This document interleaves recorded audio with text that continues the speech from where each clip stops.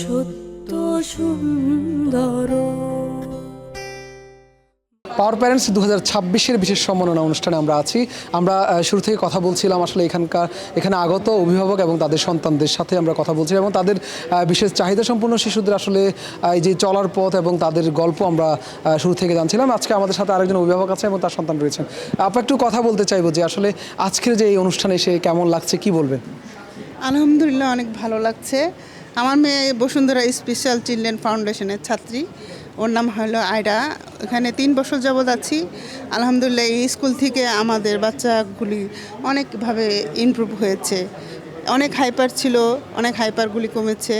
এখন এক জায়গায় বসে, কোনো প্রোগ্রামে আসে।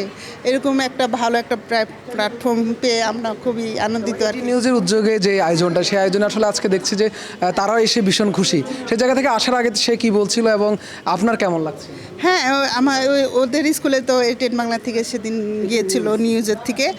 আমরাও খুবই খুশি এখানে আমাদের এভাবে আমন্ত্রণ করার জন্য। এটির সাথে আমরা জানতে চাইবো যে আসলে এই যে এমন একটা বিশেষ চাহিদা সম্পন্ন শিশুকে আসলে লালন পালন করতে বেশ কষ্টের একটা জার্নি থাকে, সেই জার্নিটা আসলে আপনার কেমন ছিল, এখন কি অবস্থা?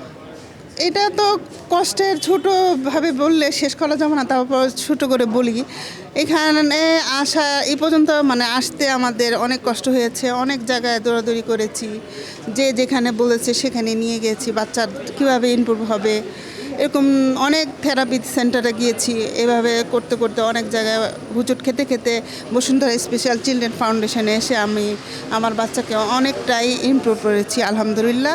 আশা করি এই স্কুল থেকে আমি অনেক কিছুই পাবো। আর এটিএন বাংলা নিউজে যেটা আমাদের পাশে থাকবেন, আমাদের বাচ্চাদের পাশে থাকবেন, সহযোগিতা করবেন, এই আশাই করি। Thank you. হ্যাঁ, সবসময় আপনার বাচ্চার জন্য আসলে এটি নিউজের পক্ষ থেকে দোয়া ও শুভকামনা থাকবে। অসংখ্য ধন্যবাদ আপনাদের।